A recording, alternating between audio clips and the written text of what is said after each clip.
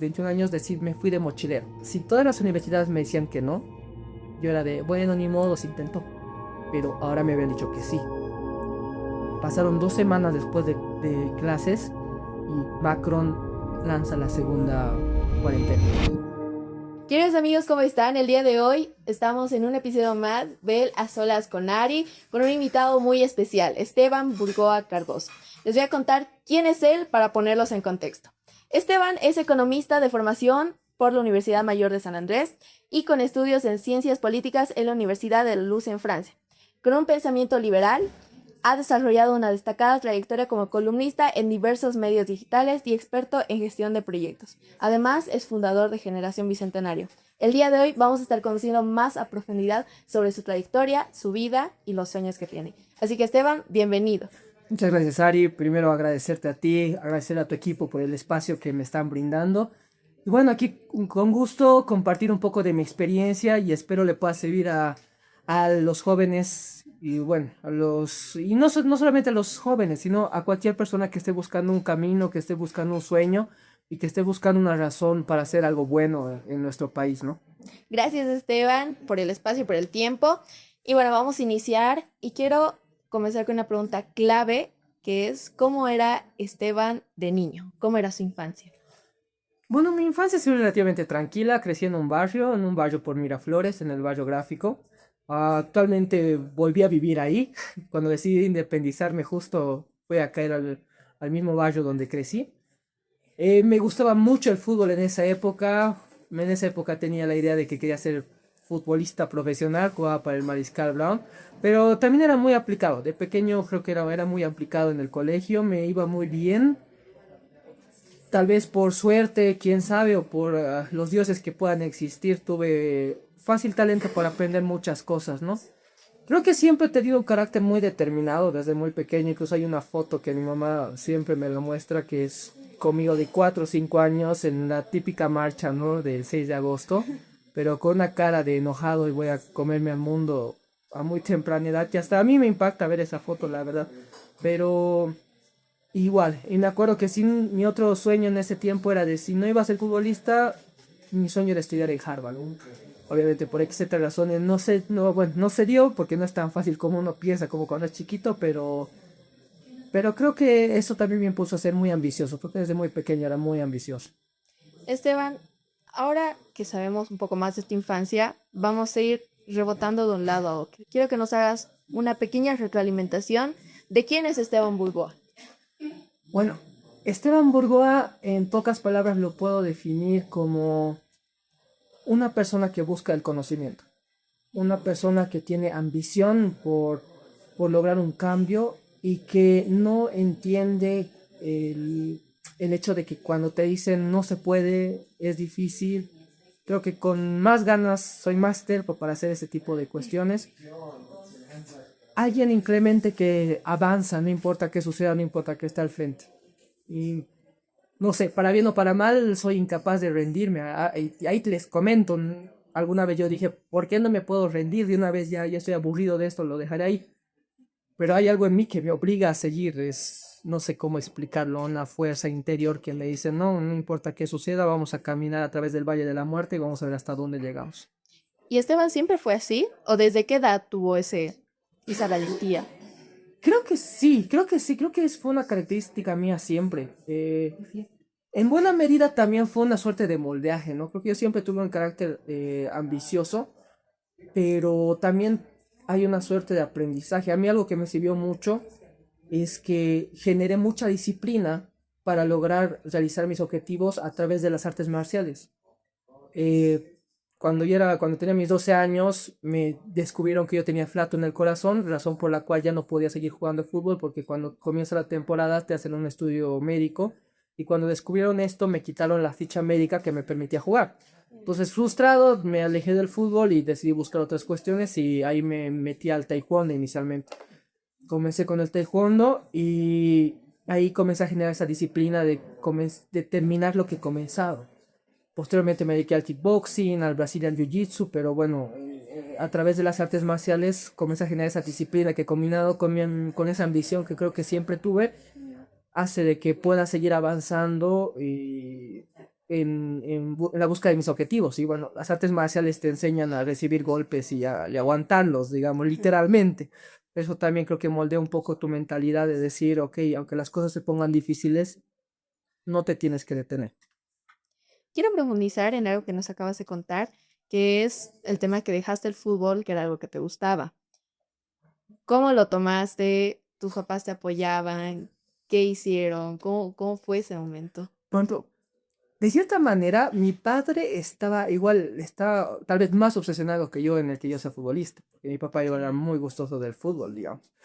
Incluso cuando entrenaba fútbol de pequeño, yo me quedaba normalmente media hora, una hora más del entrenamiento normal porque yo jugaba en el arco y me quedaba media hora más para entrenar solamente como arquero. Todos los demás chicos se iban a las 5, pero yo me quedaba hasta las 5:30, 6 con mi padre y con el entrenador solamente para hacer entrenamiento en esa función.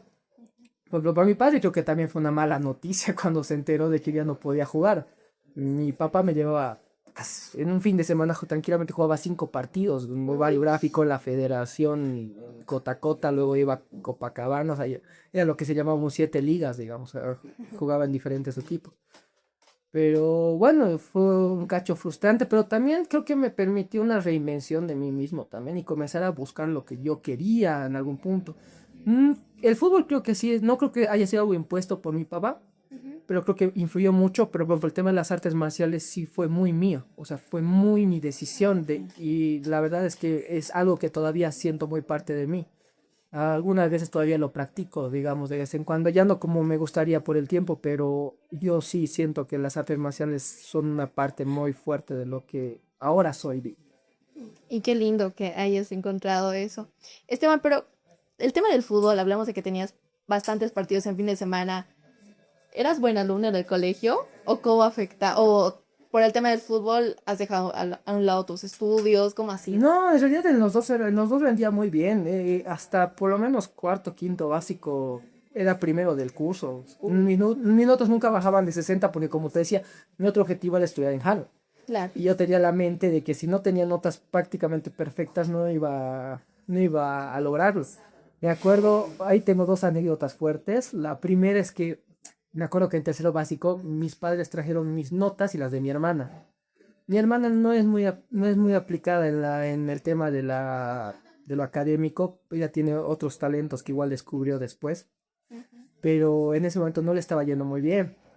Mis padres de broma decidieron darme las notas de mi hermana. Ay, Y yo cuando vi las notas de mi hermana me quería dar algo. O sea, yo era ¿cómo es esto posible? Ya estaba pensando en cómo iba a reclamar al día siguiente. Y luego mis padres fue, no, mentira, no metes el tuyo. Desgraciados.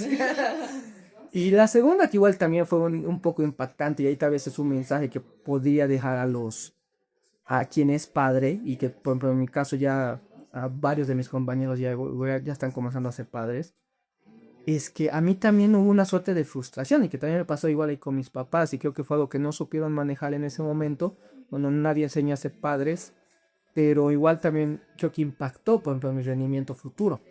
Yo me acuerdo que igual mi hermana, como les comentaba, no tenía muy buen rendimiento. Yo tenía el sueño de tener un perro, de un husky a toda costa. Pero no sé, mis papás ya no se puede ir más porque yo soy un departamento. La cuestión fue que cuando mi hermana estuvo a punto de perder el año, logró salvarlo. Y al salvarlo, mi padre le regaló un perro. Y yo cuando vi eso fue de, a ver, yo me estoy rompiendo la madre para tener notas prácticamente perfectas y a mí no me dan un perro y a mi hermana que lo salvó, o sea, que salvó el año, la premian. Entonces ahí fue como que dije, no, yo ya no puedo con esto. Y de ahí me volví el típico chico que ya no me esforzaba, pero tampoco me aplazaba. Era como que, pasar por pasar. o sea, pasaba con notas relativamente buenas, pero no me esforzaba, digamos. O sea, tenía el talento para hacerlo porque me decían, Esteban, si estudiaras un poquito más, serías muy bueno yo. Ya. Ah, Pero bueno, son cosas que pasan, ¿no? Igual uno en su crecimiento se lo toma a veces muchas cosas muy a pecho, pero eso también impactó un poco, digamos, y eso tal vez es algo una lección que creo que es muy de la cultura boliviana, ¿no? El premiar la no caída, por así decirlo, o sea, aquellos que que por etcétera razón la salvaron, pero no tan, pero creo que como bolivianos no premiamos tanto a quienes de verdad logran objetivos muy, muy grandes, digamos. Entonces creo que se vio un poco reflejado. Pero en general creo que al menos primaria era el mejor del curso. De ahí, como te dije, fuerte un cacho decayó mi rendimiento, pero nunca tuve mayor conflicto, digamos. No me parecía complicado el colegio. Ah, entonces, perfecto, te dabas el tiempo de hacer actividades extras y ya, súper. Entonces, Esteban, hablando de esto, del tema de tus papás y profundizando un poco en la confianza hoy en día que un adolescente puede tener con sus papás, porque eso pasó en la adolescencia, 12, 10 11 digamos, inicio, digamos. Recién le estaba preadolescencia. entrando a la edad del burro, digamos. Todavía ya Eh, estaba chiquito. ¿Y tenías confianza con tus papás? ¿Les llegaste a decir eso en algún momento? O sea, muchos años después. Mucho, Ah, no sé. mucho, mucho tiempo. O sea, no fue como que en ese, o sea, en ese momento hice mi rabieta, Claro. digamos, pero como lo haría un niño, no así de papá, nos sentaremos, quiero conversar contigo, algo me molesta, no. Ah, ya. Es como la típica rabieta, digamos. Ujú. Pero después les comenté, digamos, pero en parte uno también cuando crece entiende a sus padres, ¿no? O sea, creo que a cierta edad te das cuenta que tus papás tampoco son perfectos y que ellos también tienen sus problemas y también tienen las mismas taras que ellos cargan de su propia infancia. Y creo que guardar rencor por ese tipo de cuestiones no es sano, ¿no? Y bueno, también igual, o sea, yo te soy sincero, yo, cuando mi papá, cuando yo nací, no esperaba de ese padre todavía, digamos. No era tan joven, pero no esperaba así. En caso de mi mamá, sí. Mi mamá me tuvo relativamente joven. Ahí, bueno, no creo que se enojen mis papás, pero yo soy el producto del típico amor de la chica acomodada que se enamora del chico malo del barrio, digamos. O sea, mi Ay. mamá era de una familia muy acomodada, tenía una beca en la católica, era primera de curso y demás. Es que mi papá era el típico rebelde que no le importa nada y bueno, como las películas, digamos, y bueno, salí yo. Ay. Y Esteban, hoy en día, a base de esto, de algo que tú sabes, ¿qué consejo, o bueno, qué podrías opinar de lo que pasa, ¿no? De un tipo de amor adolescente que uno se aferra y aferra y aferra, quiere continuar. Entonces, ¿qué consejo tú darías? Esto que O si has tenido esa me ha experiencia. pasado y creo que a todos les pasa, es que hay ciertas lecciones que por mucho que te digan eh, no lo hagas, no es lo mejor y demás, hay lecciones que la única manera de aprenderlo es en el fango. Y creo que y creo que nadie se salva de eso. He visto muchas personas inteligentes que pasan por eso y en extremis. Por ejemplo, como decía Nietzsche, me enamoré como las personas inteligentes se enamoran, como estúpido. Entonces, creo que es algo muy común. El amor no es racional, en buena medida no es racional, es totalmente emocional y el humano también es un ser emocional. Ahora, lo que yo espero, y ahí es lo que yo sí aconsejo, es tener el discernimiento de saber hasta cuándo está bien. Porque creo que hay una diferencia muy grande entre tener un amor que sí creo que, al menos en la cultura latina y en la manera en cómo el latino ama, ya que tuve la oportunidad de también ver cómo, por ejemplo, los europeos se comportan en este sentido, es muy diferente en cada cultura. Y el latino tiende a ser muy entregado. O sea, en nuestra cultura el amor es muy importante. Entonces, a veces nos dejamos llevar demasiado.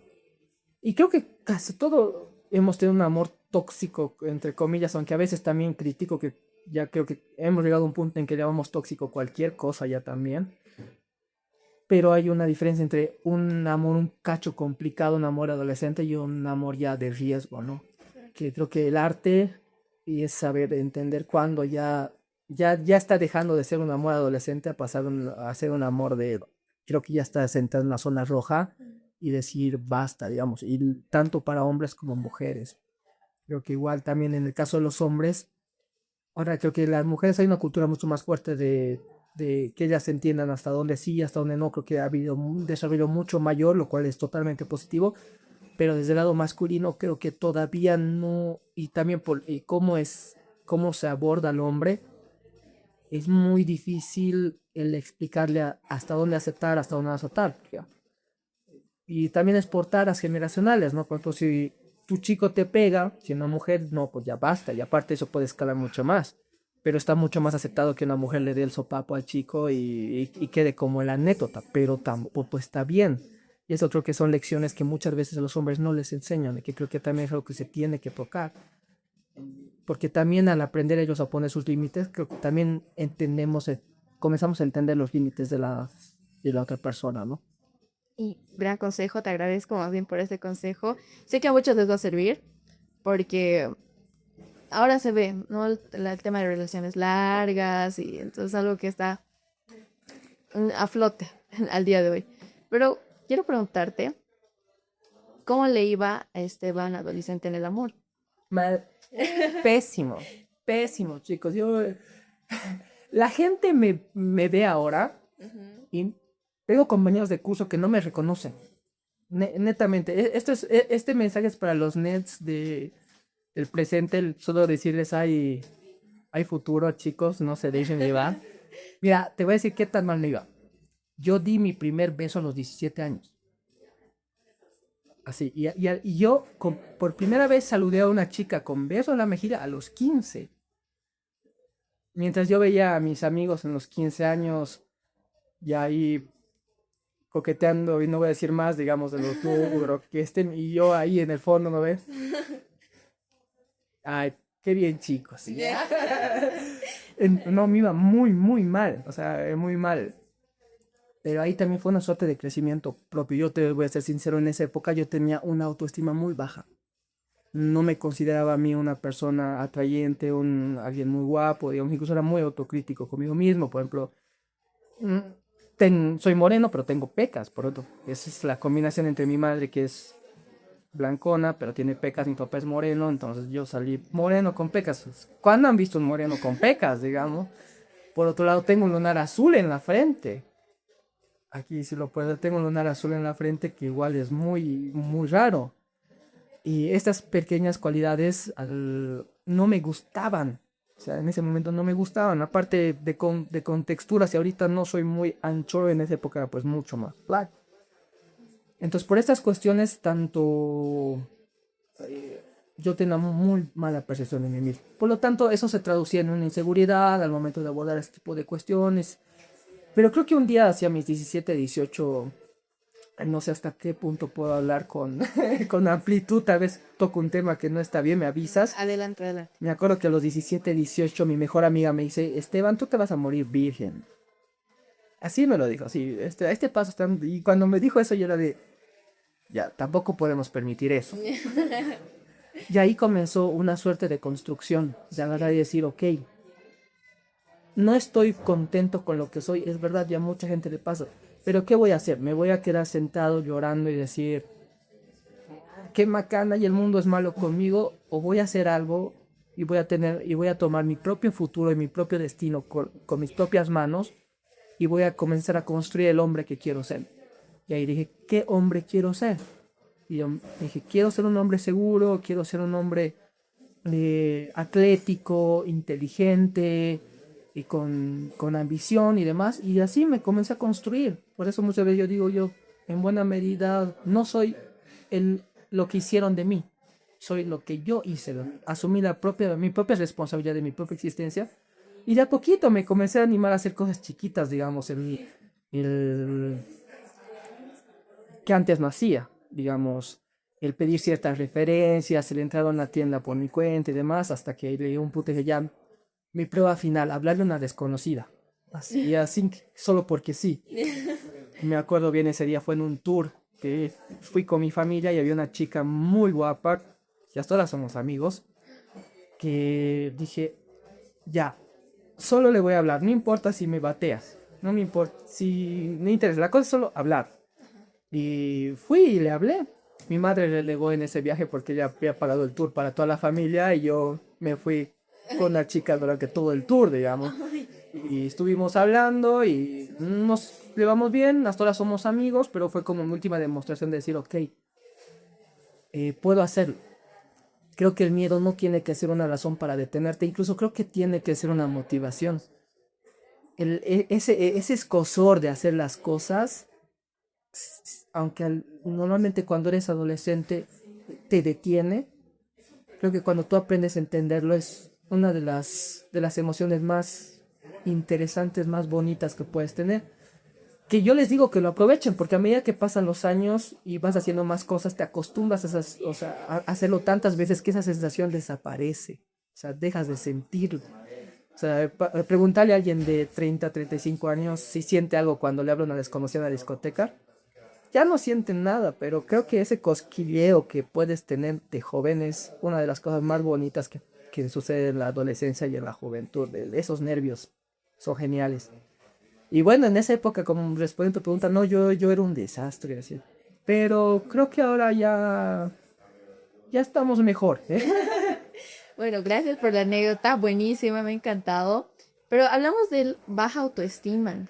¿Desde cuándo tenías baja autoestima? ¿O cómo? ¿O alguien hizo que te sintieras así? ¿Cómo? Pues, Es que te pasan muchas cosas, ¿no? Por ejemplo, yo, a ver, descubrí ciertas cositas chiquitas que, o sea, ya ahí evaluando, mirando mi pasado, porque es bueno mirarse un poco hacia atrás y decir qué te dolió, qué te afectó, que muchas veces tú te olvidas del porqué de ciertos comportamientos. Por ejemplo, me di cuenta de que una de las razones por las que no me gustaban mis pecas, que por ejemplo, ahora en la generación de ustedes que, bueno, están entre los 18 o 22, veo que se ponen pecas exacto. porque sí, o Por sea, pinta, se ve bien. y es como, y yo soy de, ahora yo miro y digo, 7 años tarde. Ya. ¿Por qué no antes? Pero en parte era porque, por ejemplo, yo tenía un tío que cuando yo visitaba a mis primos, él me molestaba y me decía, Esteban, pareces poco de cocina. Porque cuando la grasa sube al foco se comienza puntitos en el foco. Ay, no. O sea, para molestarme. Igual cuando era niño, yo había perdido los 2 dientes de adelante porque se me picaron y lo tuvieron que sacar. Entonces, obviamente, tuve que esperar a que me salgan unos dientes permanentes. Entonces, unos años estuve sin la dentadura de adelante y me molestaban como casita, digamos, que no parecen tan fuertes, pero cuando eres chiquito, 4, 5 años, 6, 7 años, o sea, te pegan mucho, digamos. Ya después entendí de que mi tío me tenía envidia, digamos. Entonces, que, o sea, y de ahí me descubrí de que había una suerte de intentar, o sea, literalmente creo que él tenía un cacho de envidia a mi padre y a mí, digamos, como para hacer esas cosas, pero que sí en ese momento impactaron. Y probablemente yo en ese momento no me di cuenta porque fue una de las razones por las que yo comencé a rechazar mis pecas. Igual mi abuela, igual un cacho que amo a mi abuela, después de mi madre, la segunda fue más importante, pero a veces también tiene ciertas cuestiones que igual, por ejemplo, la de Esteban, no estés tanto en la cancha, que se te va a manchar la cara y demás, o sea, porque mi familia tiene esa tendencia, entonces como que lo comienzas a ver como algo mal, Sí. pero después ya yo llego a un punto que dije, son mis pecas y soy feliz con mis pecas, ¿no? Porque incluso de adolescente visité un dermatólogo para ver la posibilidad de que me lo saquen por láser. Ay, O sea, y me sacaron unas cuantas, digamos. Pero la solución no era permanente. Pero ahora que ya pasó todo, digo, no, es parte de mi identidad y creo que nunca debería haber dudado de ese tipo de cuestiones. Mi mismo lunar azul, por ejemplo, es muy raro. Que por azares del destino conocí a una amiga de Alemania, que su familia era iraní. Y ella me comentó que en ese lado del mundo, eh, los lunares de color azul son relativamente comunes. Entonces ahí dije, debe haber alguien allá atrás de mi línea genealógica que viene de ese lado y que se ha marcado en mi frente, digamos. Pero bueno, estas cosas pasan, digamos, de esas inseguridades que a veces, creo que también, ahora que uno es adulto y demás, y cuando veo un niño y dice, este chaposito y demás, uno cree que tal vez lo está tomando como adulto, ¿no? No es la gran cosa. Pero en un niño que no entiende muchas cosas, en una mente más limitada, es impactante, digamos, y creo que ahí les podemos generar cierta fijación. Creo que tampoco pasa por agarrar y decir, hagamos el mundo cuadrado y que los niños no se expongan a esas cosas porque se van a exponer tarde o temprano. Creo que también pasa mucho por hacerles comprender a los niños de que no está mal que te hagan una broma de ese tipo y que eso no significa de que eso te tienes que menospreciar. Porque ya también cuando uno quiere volver las cosas demasiado suaves, ahí hay un mundo que no es tan suave. Entonces, y un niño cuando crece, tiene que saber de que van a pasar cosas. ¿Y de dónde sale la fortaleza de aceptar, de, de pronto decir, ya basta, si soy, aceptarse, Esteban? ¿Cómo sacas esa fortaleza? ¿Te ha ido a tu familia, te han ido a tus papás, o ha sido por ti mismo que te has agarrado y listo? Porque es muy importante ese tema, porque al día de hoy adolescentes se derrumban por algo, ¿no? Es un comentario y ya, chao, se encierran en su cuarto, pero el que tú me digas que ahora ya es como que algo que, ya, bueno, pasó, es importante y quisiera que lo digas. ¿Cómo es que sale esa fortaleza? Es que básicamente es lo que hace rato te comenté, ¿no? El que me di cuenta a cierta edad de decir, pucha, si sigo así, no va a llegar a ninguna parte. Y fue así que te llegó ese pensamiento. Sí, o sea, me acuerdo bien ese día, o sea, fue de, Esteban, no puede seguir así, algo Ya, tiene que cambiar. claro. Y creo que ese fue el primer acto de amor propio que tuve conmigo mismo. El agarrar y decir, algo tiene que cambiar. Te tienes que aprender a querer, te tienes que aprender a aceptar y te tienes que comenzar a construir. Creo que ahí también hay un problema igual actualmente. No creo que es el simple hecho de aceptarse y el simple hecho de quererse como uno es. Una persona es un camino de construcción. Uno no se tiene que quedar satisfecho con lo que ya es. Siempre puede mejorar. Y creo que la mejor manera de demostrarte amor propio es buscar esa mejora. Por ejemplo, ahora este tema, ya entrando un poco tal vez a temas más sensibles, ya desde mi perspectiva, tal vez estoy equivocado, que por ejemplo en el tema de lo físico, ¿no? O sea, aceptemos nuestros cuerpos como son y demás, y está bien, pero creo que ya se llegan a ciertos límites que ya se están bordeando el tema de la salud. Por ejemplo, en el caso del peso, ni tener un muy bajo peso ni tener un sobrepeso está bien. Entonces creo que ahí pasa en el hecho de construirse y decir, porque me quiero, porque me aprecio, con salud creo que debo tomar el ámbito del deporte. El deporte debería ser para todos todo el tiempo. Es algo que todos deberíamos hacer más allá que somos flacos, gordos o demás. O sea, es cuestión de salud. Pero el hecho de solamente quedarse, ya así soy y demás, y si me quieren, me tienen que querer todo y aceptar, tampoco pasa por ahí. Creo que uno tiene que buscar la mejora continua. Nunca vamos a ser seres perfectos, pero siempre podemos mejorar y el querer mejorar es quererse a uno mismo. ¿Y cuál ha sido la época más difícil de tu vida? La pandemia. ¿Por qué? Creo que para muchos fue la pandemia. Pero para mí fue especialmente colapsante la pandemia. Igual fue un antes y un después, pero también es la razón por mucho de lo que hemos generado actualmente. Y lo digo en plural porque no lo hice solamente yo. Yo en 2019, no, bueno, 2018, yo a los 21 años, como parte igual de este término de crecimiento, a los 21 años me fui de mochilero. Me fui de mochilero por Sudamérica, agarré mi mochila, 3 meses me perdí, le dije a mis padres me voy y mis padres me dijeron, no Esteban, que cómo puedes y que cómo te vas a ir solo y ahora mire, que espera a trabajar y cuando trabajes te ganas dinero y ahí te viajas y yo era de miren padres, tengo 21 años, no tengo hijos, no tengo responsabilidades, si ahorita me pones un colchón en el suelo yo duermo tranquilo, no me duele la espalda, si no es ahora, ¿cuándo? Y ahí mi papá era de no, y yo era de mire, no estoy preguntando, estoy avisando. Y si usted me quiere recibir cuando vuelva, bien, pero yo me voy a ir. A consecuencia de esto, entré en un mundo más multicultural, comencé a conocer más gente. Luego, al volver, comencé una relación con una chica de Austria. Y ella me mostró cómo funcionaba el sistema europeo del tema de las universidades. Como yo ya hablaba francés, decidí postular a Francia. En ese tiempo yo trabajaba como guía de turismo, o sea, aparte de estar en la universidad martes, jueves y domingos, yo trabajaba en las cholitas luchadoras como guía de turismo, y aparte de, igual fui recepcionista de un hotel y demás, entonces comencé a ahorrar todo ese dinero, y cuando ya tenías una cantidad considerable, di primero mi examen de nivel de francés y postulé a una universidad en Francia.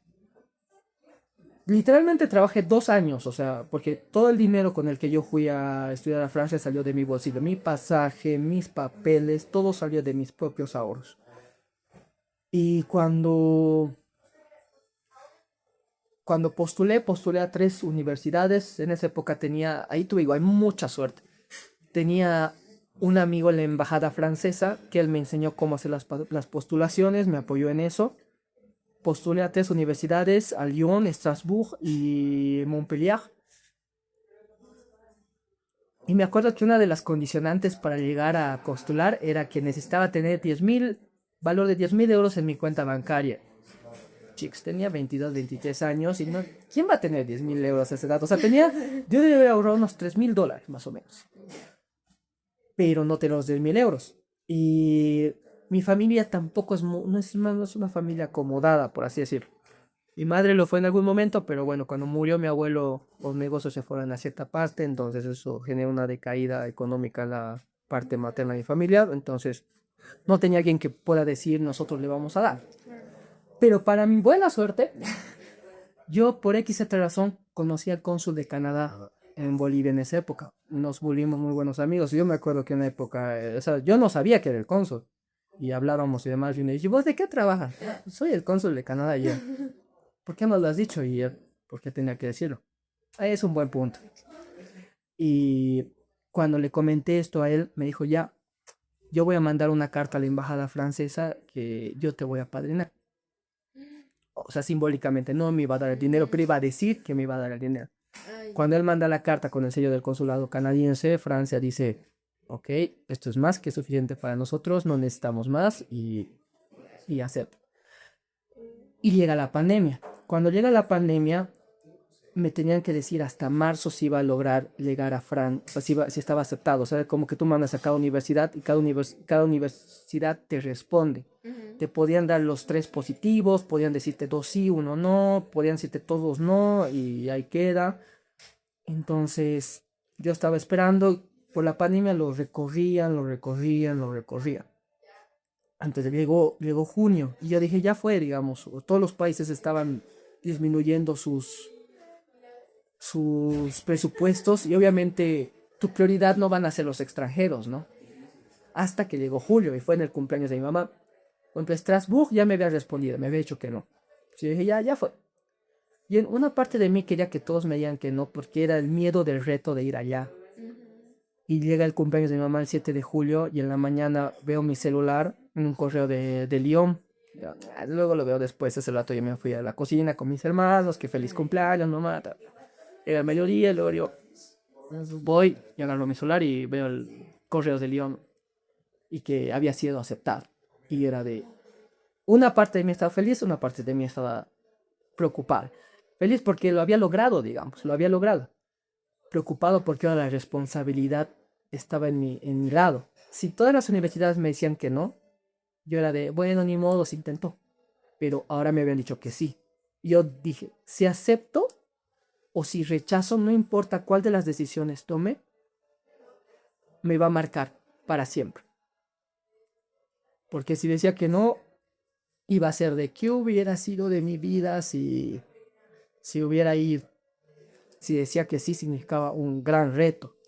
Porque la beca a la que yo había postulado solamente era de estudios. No, la alimentación, la vivienda iba por mi cuenta. Entonces el plan era llegar a Francia, conseguir un trabajo y mientras trabajaba, estudiar. Y yo en esa época estaba a modo de lo que sea, de mesero, de lo que hay. Y nada, entonces estaba ahí en esa disyuntiva. Pero mis padres no sabían que yo estaba en eso. Yo fui a presentar mis papeles solito, en la embajada, que sé que el otro, y luego el día digo, mamá, te cuento que he postulado para irme a estudiar ciencias políticas en Francia. Y en serio, me han aceptado. Y dije, "Pero, ¿qué vas a hacer?" En cierta medida mi familia ya estaba preparada porque saben que tengo un espíritu bien aventurero, así que en su cabeza está de que cualquier rato yo voy a desaparecer como lo había hecho a los 21 años. Y fiel a mi política de es mejor hacer las cosas y que te salgan mal a no hacerlas, dije, ya, me voy. Comencé el tema de los papeles, conseguir vuelo fue un desastre porque todo estaba cerrado, el visado tardó un montón, las cuarentenas y demás. La primera cuarentena en Francia ya había acabado. Yo dije, ya, no creo que haya una segunda cuarentena. Igual la Universidad de Francia me dijo, tienes hasta esta fecha para llegar a Francia, porque yo ya estaba 3 semanas tarde, o si no, se te quita el cupo. Entonces, nada, ya, hacía la suerte, fui hasta Francia. Llego a Francia, primera semana de clases. Consejo a los que aprenden un idioma. Hasta que estás en el lugar, no te das cuenta que también hablas el idioma. Mis primeros días en Francia eran de 2 años y medio estudiando francés para nada, no entiendo nada, o sea, era súper chocante, ¿no? De verdad que me costaba. Y llegué directo al primer parcial. Ay, Y justo mi primer parcial era de economía, introducción a la economía. Vi el examen y dije, yo sé esto, pero no sé cómo decirlo. Agarré y comencé como que a responder. Y aparte lo escribí en español también para decirle al docente, ahí está, en español, pero está. O sea, para salvarme de la cuestión. Pero fue como que de entrada llegar a exámenes, después de no haber pasado tanto. Y igual me choqueó mucho el nivel de Francia. En Francia era increíble. Eran muy peleadas. Aquí en Bolivia yo estaba acostumbrado a ser de los 4 o 5 que levantábamos la mano en clase. Y de ahí el docente era obligando. En Francia se mataban por hablar. O sea, lanzaban preguntas. La mitad del curso lo había levantado. Y aparte habían leído otras, aparte de lo que se había llevado, habían leído otra bibliografía. Entonces era muy competitivo. Y yo no sentía de que estaba por debajo de ellos, mi problema era el idioma. O sea, no sabía todavía cómo hilar bien las frases para poder defenderme. Entonces eso me estaba costando. Ahora, ¿cuál fue? ¿Por qué la pandemia? Pasaron 2 semanas después de clases y Macron lanza la segunda cuarentena. O sea, 2 semanas. Y otra vez clases en línea. Y ahora de Macron, te odio. Me hubiera quedado en Bolivia y estaría pasando las clases desde mi casa y no hubiera gastado tanta plata para venir hasta aquí. Ahora estoy encerrado pagando un alquiler de 600 euros. Y no tengo dinero y no había trabajo porque todo estaba cerrado, digamos. O sea, y normalmente los trabajos que asume un estudiante, ya sea turismo, ya sea en restaurantes, ya sea de niñera, lo que sea, no, pues nadie estaba contratando ese tipo de cosas. Entonces vi cómo mis ahorros iban mermando y no podía conseguir trabajo y aparte tenía que estudiar. Y aparte era invierno. El invierno europeo es triste, triste, triste. Es como, era de día recién a las 9 de la mañana recién el sol salía y a las 5 de la tarde ya era de noche en invierno. Y el cielo de día era gris, Lyon estaba lleno de cuervos, o sea, era como para salir a la calle y deprimirte. Y entré en depresión. Después de 4 o 5 meses intentando lucharla, me quedé sin dinero y tuve que volver. Y para mí eso fue muy doloroso. O sea, había trabajado 2, 3 años en trabajos de guía de turismo y demás, 2 años y medio estudiando francés, y no lo hice en la Alianza Francesa, sino encontré la manera de estudiar francés en la UNSA, en la carrera de lingüística. Yo me entraba a las clases de francés porque tampoco tenía para pagar lo que es la Alianza. Entonces estuve estudiando así y ver todo eso reducido a que ni siquiera por mi capacidad, simplemente porque no había cómo, o sea, no había intentado todo y no había cómo, y volver para mí fue muy deprimente. Tengo una foto en París, yo vivía en Lyon en el sur, pero tenía amigos en diferentes lugares por mi época de guía de turismo, había conocido mucha gente, y un día voy a París, a una amiga le contacto y me digo, ¿puedo visitarte y me puedo quedar en tu casa? Por lo menos quiero ver esa ciudad antes de irme. Y voy y estoy caminando. Había llamado a mi hermano para mostrarle el, el campo de los príncipes, el estadio del Paris Saint-Germain. Yo voy a dar una vuelta, yo le hice videollamada a mi hermano y le dije, mira, así entré a la tienda, se le compré unos guantes del Paris Saint-Germain. Y luego de colgar, comienzo a caminar por la ciudad. Llego al puente sobre el Saona. eh, Miro a mi derecha, o sea, totalmente deprimido, mirando el suelo. Miro a mi derecha y cada en punto la Torre Eiffel comienza a brillar. O sea, 8 9 como tiene un juego de luces que es como que estuviera hecho de diamantes, así comienza a parpadear. Miro a la derecha y la Torre Eiffel ahí de fondo comienza a brillar. Y digo, estoy valiendo verga. Pero estoy valiendo verga en país. Por lo menos disfrutaremos lo que estamos aquí. Y ahí eso fue muy impactante. Y volver aquí igual fue muy duro porque Bolivia estaba un desastre. no había trabajo, o sea, yo postulaba de cajero y dije, pucha, he estudiado economía, hablo inglés, francés, portugués, aparte del español, me he hecho becar en ciencias políticas en Francia y no puedo conseguir un pinche trabajo de cajero. O sea, eso me frustró demasiado, porque yo, ¿por qué me he esforzado tanto? Y bueno, entré en una suerte de depresión. Pero también al pasar todo eso, ahora lo miro hacia atrás,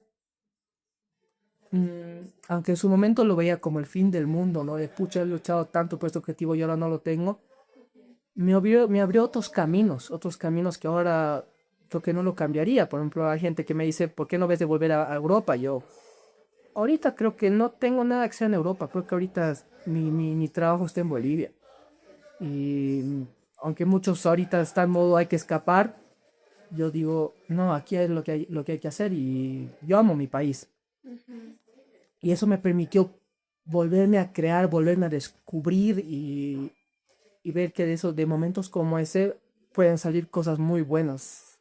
Como dice Honoré de Balzac, en los tiempos difíciles, o tu corazón se te rompe o tu corazón se curta. Entonces, al final las crisis también son una oportunidad. Wow, qué impactante lo que nos acabas de contar, Esteban. Y no, de verdad, qué fuerte. Pero estabas triste, pero en París, a la Eh, Torre Eiffel. Ah, Hasta ahora tengo esa foto ahí, la voy a enmarcar ahí bien, porque le saqué una foto lo que estaba viendo ese día.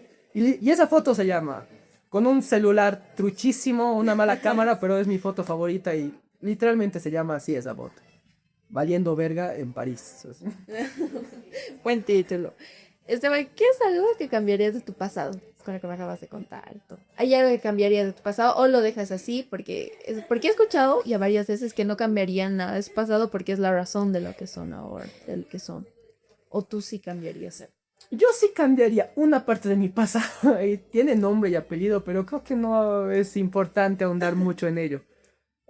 Pero bueno, al final también me dejó lecciones importantes. Pero de ahí en general, creo que no, porque siempre puedes hacer las cosas mejor. Cuando miras hacia atrás, siempre dices, era que lo haga así, era que lo haga así. Pero es que uno no viene con las lecciones aprendidas para poder discernir en ese momento. Y lo que te comentaba al inicio. Hay cosas y hay lecciones que solo se aprenden haciéndolo.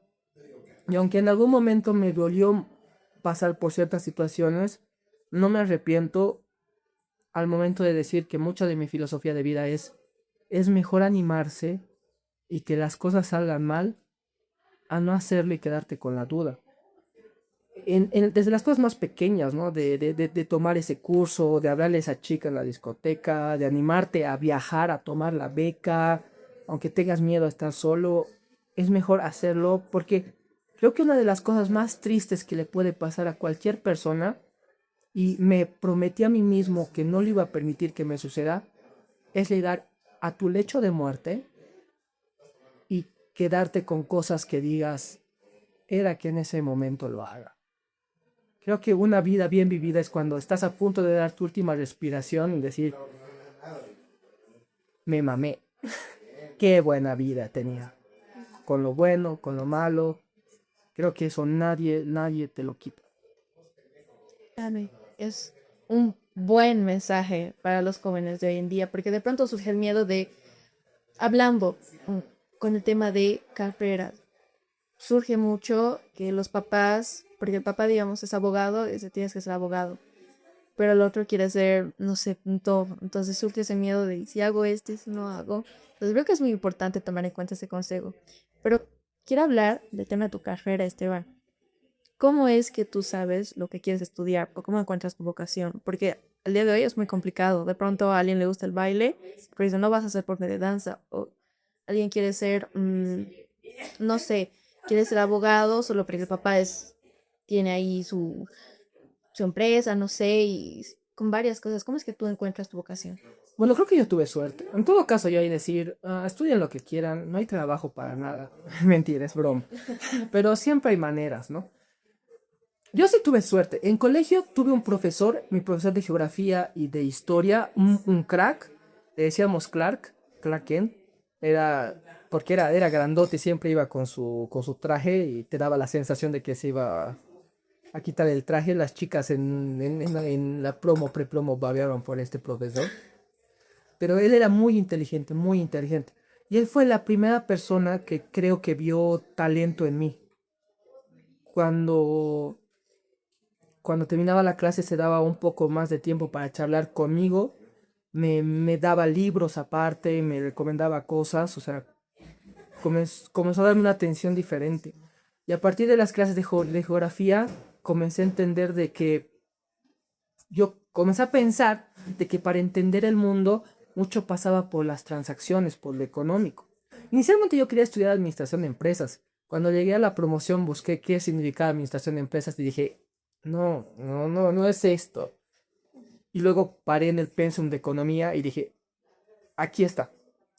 Esto es lo que quiero. Esto es lo que quiero aprender.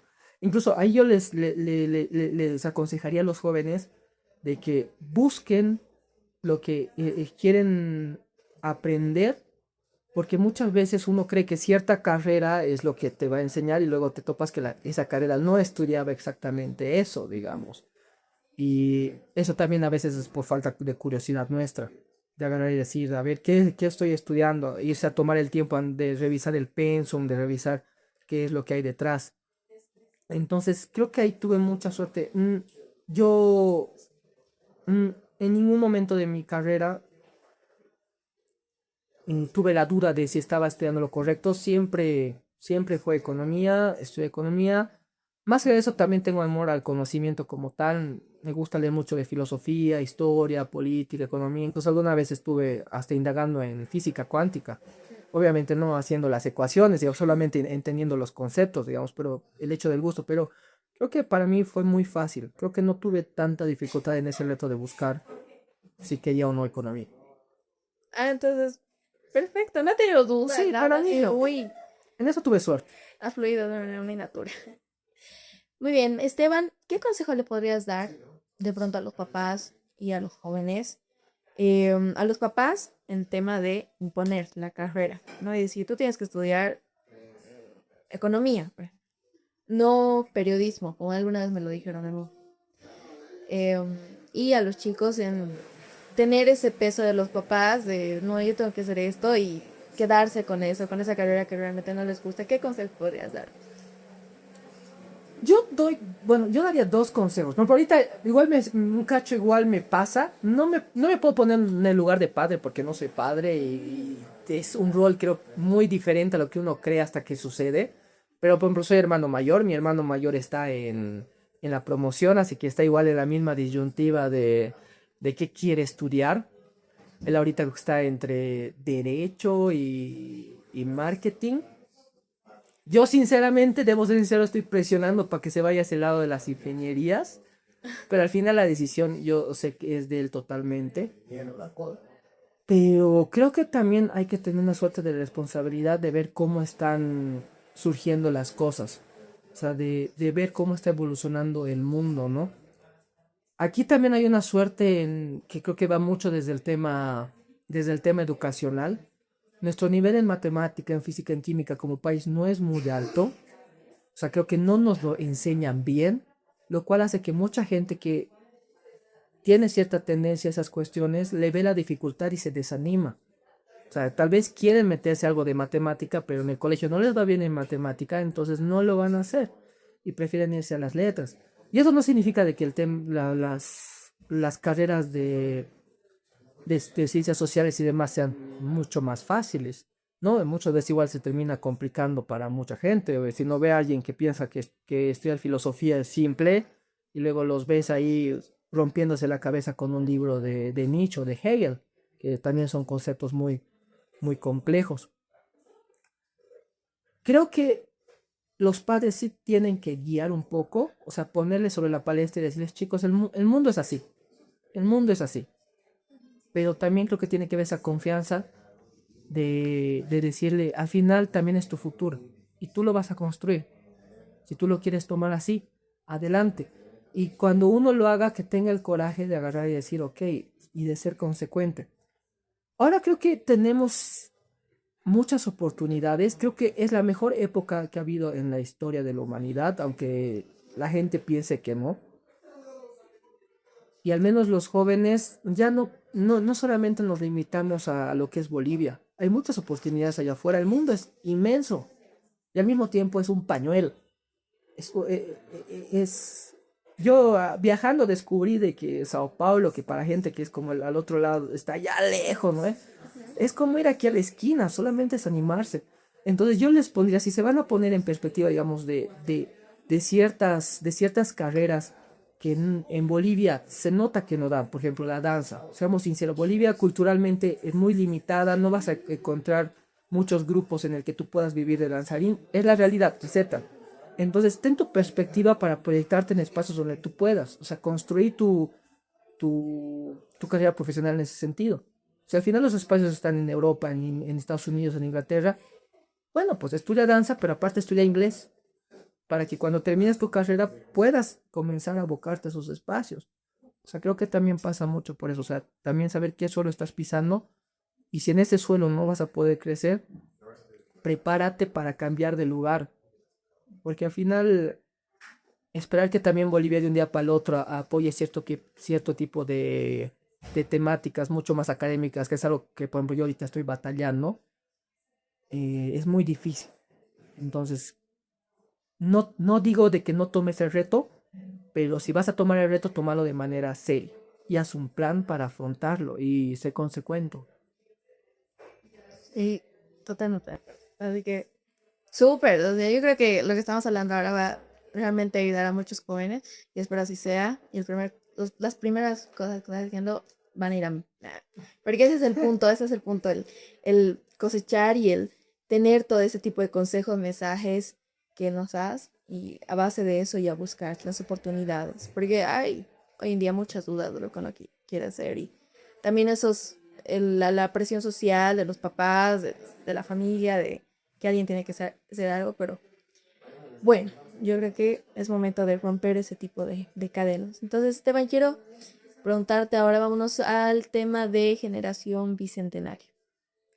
Esteban Burgoa es director ejecutivo de Generación Bicentenario. ¿Qué es Generación Bicentenario? Generación Bicentenario es una organización que busca promover la intelectualidad, promover el debate de ideas, la generación de ideas y generar espacios de debates, pero de debates responsables, de debates con respeto. Hace algunos 2 años, justo después de que volví de Francia, pues volví todo bajoneado, así, ahora qué voy a hacer con mi vida. Ahí tuve otro golpe de suerte en el que comencé a frecuentar un grupo de intelectuales, un grupo de personas, de docentes universitarios, filósofos, economistas, que un día me invitan a participar de una tertulia que ellos tenían los días jueves. Yo pues emocionado, así 20, ¿cuántos tenía? 26 años, así de, wow, esos hombres tan eruditos me han invitado a mí para conversar con ellos. Yo me acuerdo que esa semana estaba así de, tengo que entender, tengo que impresionarlos, ¿no? Ya. Y comencé a frecuentar con ellos gente muy interesante. Además, ya ahí conocí a quien yo llamo mi maestro, al doctor H.C.F. Mansilla, una eminencia en el tema de filosofía, que ahorita ya está por sus 80 y tantos años. Y él fue otra de las personas que en mi vida vio talento en mí. Y prácticamente en algún punto agarré y me dijo, ven papito, tienes futuro, digamos. Yo te muestro cómo funciona más o menos esto, digamos. Entonces, a partir de eso, y hablando con esta gente, yo dije, chicos, cada jueves nos sentamos en un café a arreglar los problemas del país, pero termina en eso, una conversación. Deberíamos pasar a la acción, deberíamos hacer algo más. Y ahí descubrí una situación que creo que le pasa a mucha gente, a muchos chicos que tienen yo le llamo una luz, que sinceramente, aunque suene un poco elitista, no lo tienen todos. Ese hambre por querer saber más, ese hambre de no quedarse satisfecho con lo que uno aprendió en el colegio, sino de querer indagar en el camino de las ideas, de los grandes pensadores y demás. Y cuando cuando tiene esta luz, normalmente se abruma cuando comienza a entrar en este mundo, porque uno no sabe por dónde comenzar. El mundo de las ideas es gigante. Y de repente dices, ya voy a comenzar con, no sé, con el siglo XX, digamos, o sea, con los pensadores de época, Hannah Arendt, digamos, y luego dices, pero antes de Arendt venía Heidegger, y luego, y antes de Heidegger, y así vas retrocediendo, y de repente estás en Platón, en Aristóteles, pero no sabes cuál es la ruta. Y cuando estás así, buscas, casi, al menos a mí me pasó, buscas un mentor, una persona que te diga, hazlo por aquí. Y creo que en cualquier campo, ¿no? Te puede gustar a ti el fútbol y que es el futbolista y quieres encontrar el DT perfecto que te vaya a potenciar. Eres periodista y el hecho de que, por ejemplo, llamar la atención de, no sé, un John Aranda o alguien así es como, y esa persona te comienza a charlar y a dar ciertos tips, te diga, mira estito, mira lo tito, ya uno se siente pues hasta más motivado para seguir adelante, ¿no?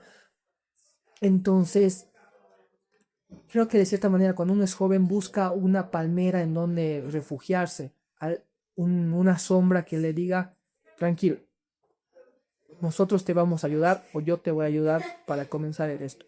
Y para mí el doctor H.C.P. Mancilla y los chicos de Grupo Erika, el Alexis Prieto y demás fueron en buena medida eso. Entonces dije, quiero llevar eso a otro lado. Entonces Generación Bicentenario nació ahí. ¿Por qué Generación Bicentenario? El proyecto no nació este año, ya va a cumplir 3 años, nació hace 2, 3 años. Y ya cuando comenzó era con la idea de que el 2025, este año iba a ser un año de cambio. El, es como el 31 de diciembre, ¿no? El 31 de diciembre es un día más para todos, o sea, al día siguiente es el 1 de enero. O sea, como tal, no pasa nada interesante, digamos, a nivel de la naturaleza, pero en la mentalidad de las personas, el 31 de diciembre, en el imaginario cultural, lo vemos como un momento de cambio, es como ahora me voy a renovar y demás. Es como que ese día nos abrimos a las posibilidades y al cambio. Entonces 2025 representa eso para Bolivia. Son nuestros 200 años y es un momento de reflexión y decir, vamos a estar 100 años más así. Aparte estamos viviendo una situación muy complicada, crisis política, crisis económica, crisis social. Entonces yo creo que este año es un momento en el que como tal todos se van a aperturar al cambio. Y ahí yo aprendí una lección del 2019. 2019, cuando sucede el tema de los conflictos y la caída de Evo Morales, no fue un evento en el que principalmente los jóvenes que yo en ese momento coach tenía, pues ahorita ahí tenía mis 23 años. Eh, y en esa época y en esta época, porque aún creo que seguimos en la misma generación, los adultos nos piden que nos involucremos, de que hagamos cambio y demás. Lo chistoso es que cuando hacemos eso, luego nos dicen, tienen que hacer un cambio y una revolución. Hacemos el cambio y la revolución y nos dicen, pero no así, sino de esta otra manera. O sea, pero en ese momento, 2019, mucho de lo que pasó fue liderado por jóvenes. Yo en ese momento era centro de estudiantes de economía y me acuerdo de que iba desde Chasquipampa hasta la UMSA y para ayudar a organizar a los 1000 estudiantes de la Facultad de Ciencias Económicas para ver dónde íbamos a hacer chacota ese día contra el gobierno. Y fue un movimiento que no tuvo un líder que diga así lo vamos a hacer y demás, fue muy espontáneo. El problema fue que cuando se logró el objetivo, a que estos liderazgos emergentes como Camacho, Pumari, Áñez y demás, yo siento que nos traicionaron. ¿Y por qué? Estos líderes no estaban listos para esa época. Cuando se dio la oportunidad, la historia los sorprendió y ellos ya estaban ahí y no sabían cómo capitalizarlo. Lo cual luego fue los temas de corrupción del gobierno de Áñez. De repente toditos ellos habían dicho no me voy a postular y de repente todos eran candidatos. Y la vuelta de Arce, yo te soy sincero y siempre he estado en contra del MAS y del socialismo. Yo en ese momento en las elecciones de Arce, cuando Arce ganó yo estaba en Francia. 4 de la mañana vi los resultados, me daba ganas de llorar. Habíamos peleado tanto. Paréntesis, yo el día que Evo renunció me rompieron la pierna, no voy a decir cómo pasó, pero los conflictos de esa noche me rompieron la pierna y yo no pude volver a mi casa una semana, me tuve que quedar en la casa de una amiga durante 3 días, y luego después de 2 semanas recién me pudieron operar porque el país estaba hecho un caos, así que no, hasta una semana después recién vi a mi madre y todo ese tiempo con la pierna rota. Y cuando vi eso, dije, ¿por qué? O sea, me toqué los clavos en mi pierna, porque tengo dos clavos a consecuencia de eso, y dije, ¿para qué hemos luchado tanto? Para que estos, gente como Camacho y demás, yo cuando vi a Camacho llorando me daba ganas de entrar en la tele y darle un puñete, porque al final él no había visto lo que muchas otras personas habíamos pasado, y en su hambre de ambición habían hecho, o sea, había pasado lo que había pasado. Entonces, Generación Bicentenario nace con esa suerte de decir, ok, no sabemos dónde vamos a estar cuando el momento de cambio suceda, no sabemos cuál va a ser nuestra posición ese día, pero por lo menos intentaremos estar lo más listos posible para cuando eso suceda. Y hace 3 años muchos de los chicos como formándonos, aprendiendo, intentando aprender las lecciones del pasado, debatiendo y demás. No necesariamente yo, tal vez muchos de los otros miembros que estén, alguno por X z razón en un momento tan volátil como es el que está pasando este año, porque no sabes qué va a suceder en una semana. Hoy día son amigos, luego ya no lo son, que están con tal partido y demás. Quién sabe que tal vez alguno de estas personas esté en el momento y en el lugar indicado, y por lo menos quería aportar para que esa persona esté lo más lista para lograr generar ese cambio. El éxito es la combinación de la suerte y de la formación, es el hecho de que cuando la oportunidad se te presente, tú estés preparado para tomarla. Si no te has formado previamente, vas a dejar pasar la oportunidad. Y es también estar en el momento indicado. Entonces, Generación Centenario es una suerte de intentar aportar ese cambio que son los siguientes 100 años de Bolivia, y también conectar a los jóvenes con estos intelectuales que ya están consolidados, que ya tienen libros escritos y demás, y comiencen a aportar, ubicas, comiencen a crear esa sinergia de decir, ok, lo que te contaste era, tranquilos chicos, nosotros los vamos a ayudar. Y por el proyecto de Generación Bicentenario, nuestros voluntarios y miembros les ofrecemos cursos en el que personalidades ya reconocidas les dan las charlas y se conectan.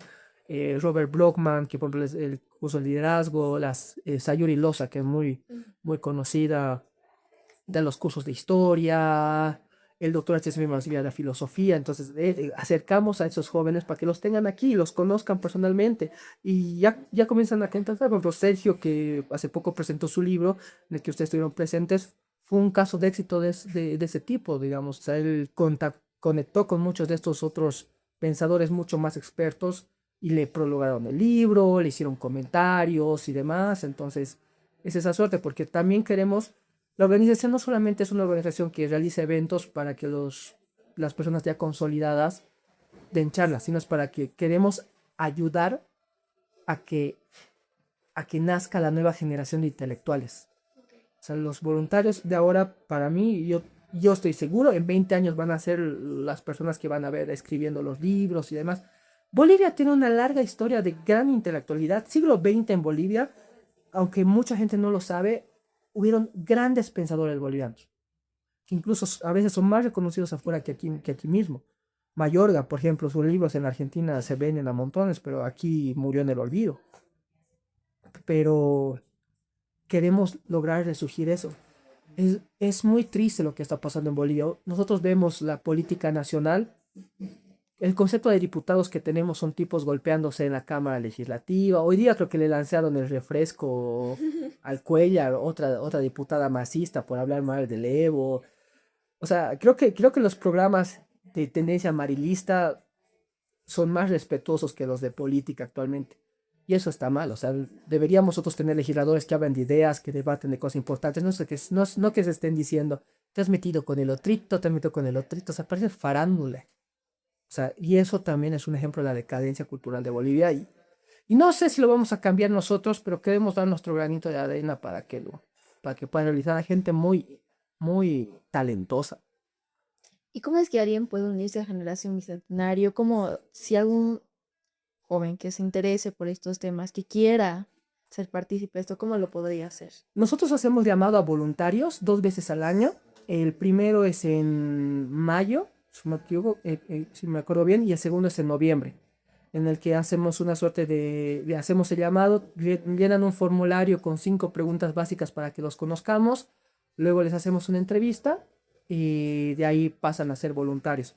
Cuando tú eres voluntario de la organización, tienes que apoyar la generación de eventos y también se te brinda formación durante un año. Si en ese año completas la formación y has apoyado y has demostrado el compromiso con la organización, te vuelves miembro pleno. Y cuando ya eres miembro pleno, ya tienes todos los derechos dentro de Generación Bicentenario. Inicialmente comencé prácticamente solo y ahora somos 50 y estamos en 6 departamentos del país, lo cual ha demostrado de que el modelo funciona y que hay un hambre de muchas personas de inmiscuirse. Igual también no solamente nos abocamos a los jóvenes, para nosotros Generación Bicentenaria no solamente es la gente joven, también es la gente mayor. Toda persona que esté en este bicentenario presente tiene algo para aportar. Y mientras más pluralidad de ideas y de personas haya, creo que se puede aprender más. Súper, entonces ahí está para los chicos que se interesen. Yo creo que es un proyecto muy lindo, pero tengo una pregunta aquí ya preparada, que es, si tuvieras, Esteban, la oportunidad de implementar un solo cambio en la política de Bolivia que transforme el futuro del país, ¿cuál sería y por qué? Yo cambiaría el debate de las ideas desde los partidos políticos. El- ¿Lo desarrollo? Ya, les comento, mire, para mí uno de los grandes problemas de la política boliviana, los partidos políticos son instituciones. Un partido político debería nacer bajo una idea. Esto quiere decir, ok, el Partido Liberal, por ejemplo, existe el Partido Liberal, ok, los que somos liberales nos vamos al Partido Liberal. El Partido Socialista, ok, los que son socialistas se van al Partido Socialista y es como que tienes diferentes casas según las ideas de las personas, lo cual hace que esto genere una suerte de formación. Es lo que pasa en Alemania. En Alemania, el Partido Socialdemócrata, el Partido Demócrata Cristiano, el Partido Liberal, el Partido Verde, o sea, todos están basados en ideas. ¿Por qué en Bolivia tenemos una tendencia tan caudillista? Eso va desde los partidos. Los partidos nacen con un caudillo.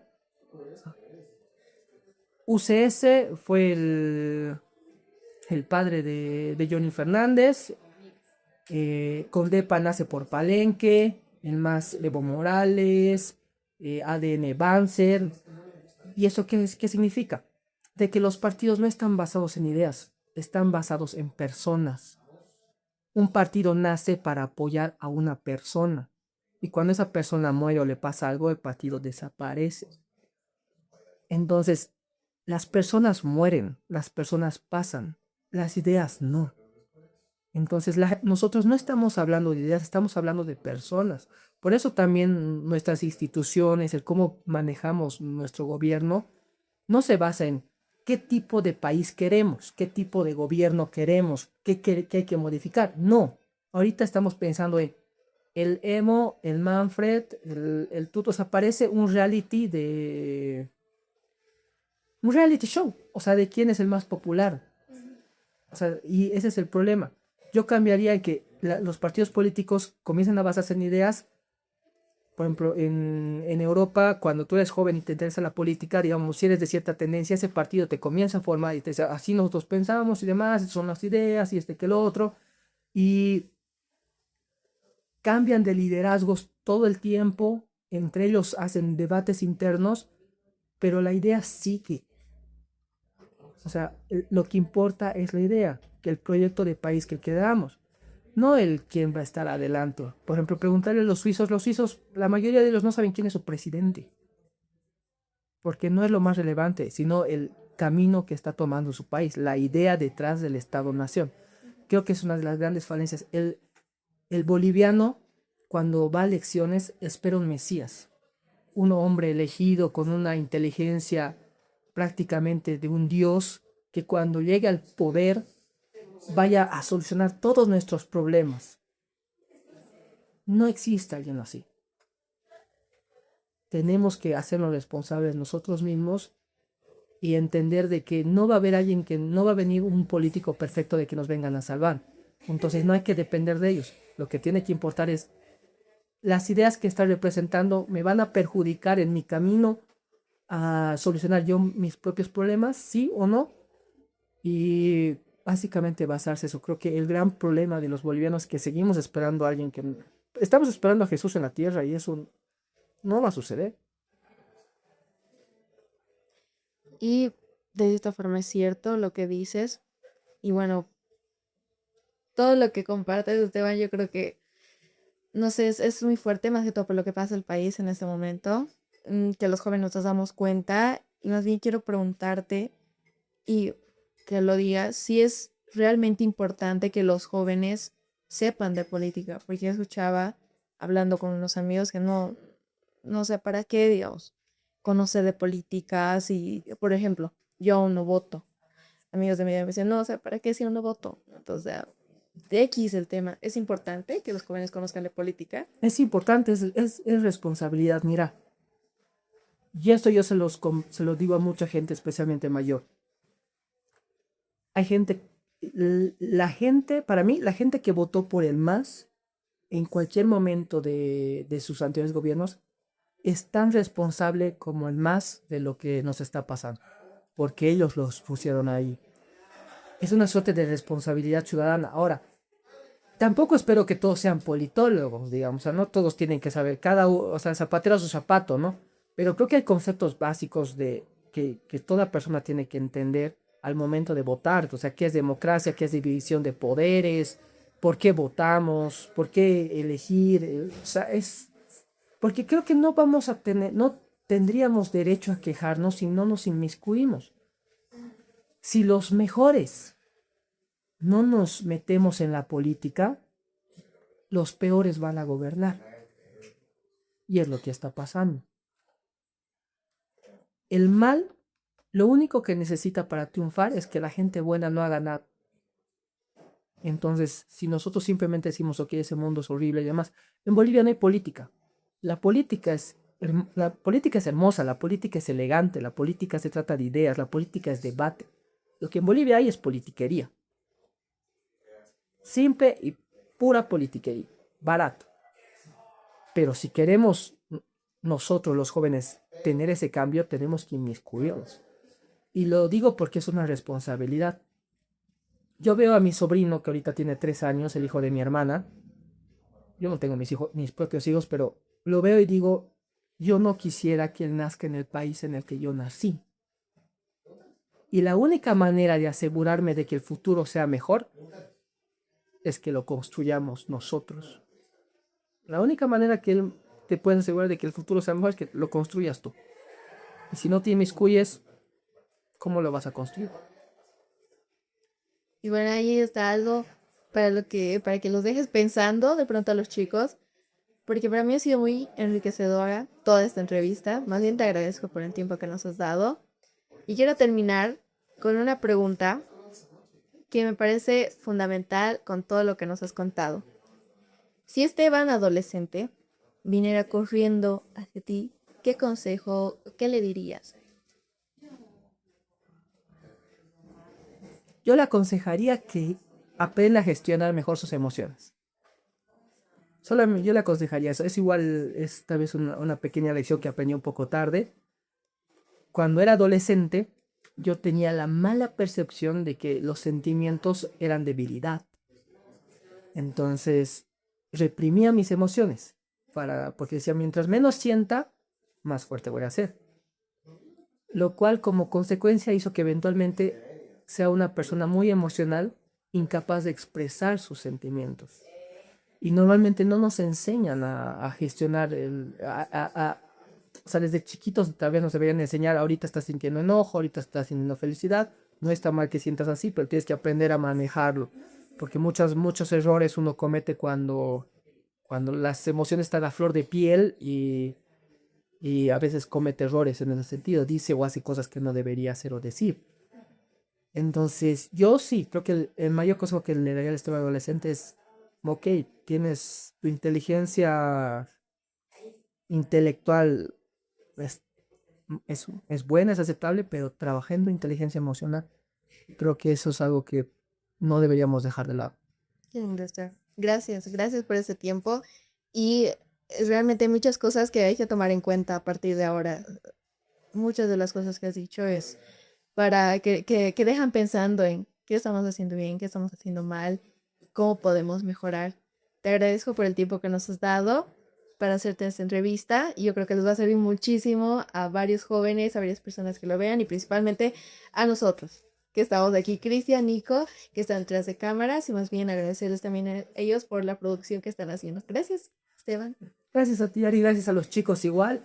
Gracias por su tiempo, disculpen si los he aburrido No. un poquito. Y bueno, ahí felicitarlos a ustedes y decirles a los jóvenes detrás de cámara que tomen el ejemplo de ustedes chicos, de animarse a hacer lo que les gusta, de animarse a hacer sus propios proyectos. Y como les decía, si sale mal, pues ni modo, ya lo intentamos y algo aprenderemos de haberlo intentado. Y si sale bien, festejaremos. Gracias, Esteban. Gracias, muchísimas gracias por el tiempo.